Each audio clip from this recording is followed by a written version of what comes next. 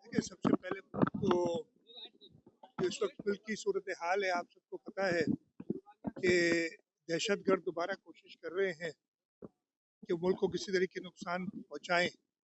आज से कोई 2 हफ्ते पहले कराची में बहुत बड़ी मिकदार में आतिशगीर मादा बरामद हुआ था। अभी भी हमें थ्रेड्स हैं कि जी कोई दहशतगर्द चाह रहे हैं कि मुल्क के अंदर ख़ास तौर पे सूबे सिंध के अंदर दहशतगर्दी की कार्रवाई करें। तो उस सिलसिले में हम अपने सिक्योरिटी एजेंसीज के साथ मिलकर, इंटेलिजेंस एजेंसीज के साथ मिलकर एक पूरा प्रोग्राम बनाया हुआ है और इंशाल्लाह ताला इन दहशतगर्दों को पहले भी हमने शिकस्त दी, हम आगे भी शिकस्त देंगे। दूसरा आपका सवाल था एनएफसी के हवाले से, तो देखें एनएफसी की नेशनल फाइनेंस कमीशन की कमेटी बन चुकी है, वो जो बनानी होती है और उसकी चल रही बातें, उसमें डिफरेंट अलग अलग किस्म की तजावीज़ आती हैं और उन तजावीज़ में ये भी है कि जी सूबों के सिर्फ सिंध नहीं सारे सूबों के हिस्से को किया जाए। तो उस सिलसिले में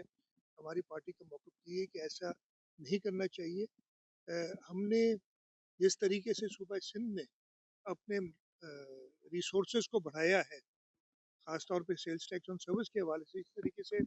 एफपीआर को भी चाहिए कि वो अपने रिसोर्सेज बढ़ाए और अगर वो नहीं बढ़ा सकता तो सिंध हाजिर है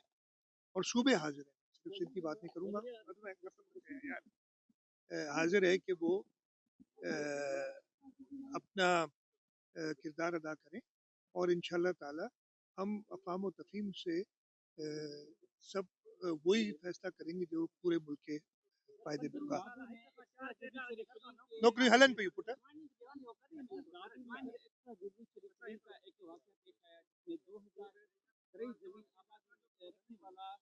पार्टी का वर्कर भी था, उसको जो है कि पुलिस ने जो है बकरी चोरी के इल्जाम में बरहना करके कत्ल कर दिया और उसके बाद भी वहाँ का जो डीपीओ जो है अभी तक वहाँ पर तैनात है। दूसरी बात ये कि हजरत चंद्र नाज के बाद मुबारक का इंटरनेशनल इवेंट हो रहा है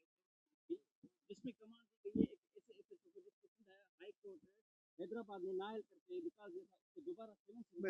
मैं जवाब दूंगा। देखिए जो वाक़या हुआ है उसकी इंक्वायरी चल रही है, इंक्वायरी बाकी इंक्वायरी तो होम मिनिस्टर खुद इसको मॉनिटर कर रहे हैं और इंशाल्लाह ताला जो भी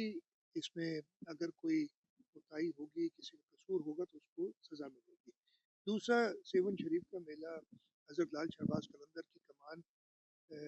सूबा सिंध के वज़ीर आला के पास होती, किसी और के पास नहीं।